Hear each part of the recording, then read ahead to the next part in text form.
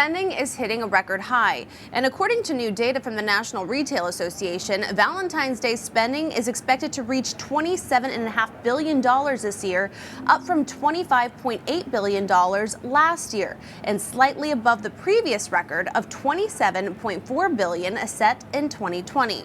Additionally, the study says that shoppers plan to spend over $188 billion on this year's holiday season, up to $3 from last year.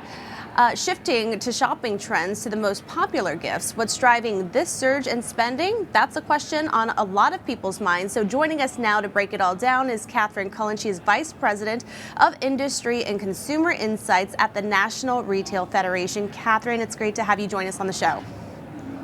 Great to be here. Thank you for having me on, Trinity. As you noted, it is certainly a strong year for Valentine's Day spending, and we are seeing some key shifts both in who is shopping and spending this year, as well as who they are celebrating. That's right, Katherine. And I do want to know, I mean, you heard it in a lead-in that the spending is expected to hit a record $27.5 billion this year. What do you think is driving this increase, and how does it compare to previous years? So we did see that we are up, about $2 billion over last year in terms of total spending. When you break that down, people are spending about $188 on average, about $3 more on average than last year for gifts. But the key drivers of this shift are really two things. One, we are seeing more men celebrate Valentine's Day this year. 55% of men say they plan to celebrate. That's up from 51% last year. And notably, men tend to outspend women by about $100 on average for the holiday. So we're seeing a key segment who tends to spend more, saying that they're more likely to celebrate this year. That's driving up spend. The other is that Valentine's Day, it's not just about romantic partners. We've known this for a while, but we're really seeing it carry out in the data where consumers are saying they're more likely to purchase gifts for friends, coworkers, classmates, their kids' teachers, all of these other relationships in their lives who they want to feel special, even if it's not that core idea of a gift of jewelry and a romantic dinner out. Those are still important, but we're also expanding the holiday to include others in our lives. And what other categories, Katherine, are you seeing as the biggest growth in spending this year? Are traditional gifts like flowers and jewelry still dominating this sector, or are experiences, as you mentioned, taking center stage? Well, we do see that the most popular gifts, still remain candy, flowers, greeting cards. But consumers will spend the most on jewelry. And actually, jewelry is a category that has grown significantly over the last 5 years since the onset of the pandemic. It's been one of the drivers of growth. Also, greeting cards have experienced a bit of a resurgence. It's an easy way to show someone that you care about them. Again, sending love to a colleague, to a friend, including others in the holiday this year. Certainly, consumers will also be looking at experiences and creating those special moments.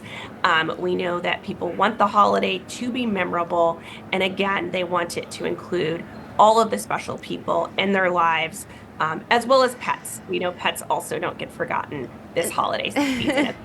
That's right. You can't forget the pets. But you were speaking on behalf of the consumer standpoint, but I'm interested to get your take on the retailers sector. So retailers are always looking for ways to really capture spending, right? So what strategies have been most effective in driving Valentine's Day sales this year, are you noticing?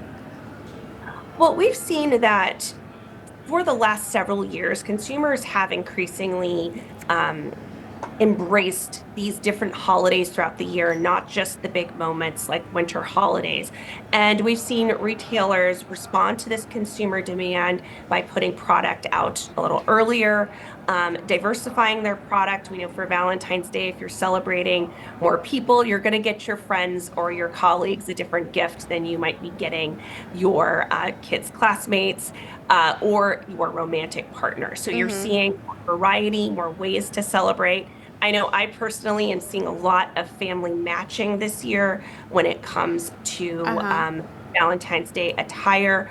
And then also we're seeing that consumers might be planning out for the holiday a little Uh-huh. earlier. So I Yeah. noticed that Valentine's Day sales and products might have been on the shelves a little earlier than you would Yeah. have known 10 years ago. Yeah. And speaking of sales on Friday, new monthly retail sales data will show how consumers are managing amid current economic conditions. So, what are you expecting to see in terms of spending and trends later this month? Well, NRF does have our own retail sales tracker that comes out ahead of census. It's highly correlated with census. We produce it. It's powered by Affinity Solutions, and we put it out with CNBC. And we actually see from that data that we saw we saw strong year-over-year growth, increase of about 5% year-over-year on kind of core retail sales. A little bit of a dip from last month, which is to be expected. We know that January tends to be a little bit of a slower month for consumers and for retailers, but that year-over-year growth does signal shoppers are willing to spend on what is important to them, but certainly, taking a little bit of a breath after the busy holiday season. Well, thank you so much for that insight, Katherine Cullen. She's VP of Industry and Consumer Insights for the National Retail Federation. Thank you.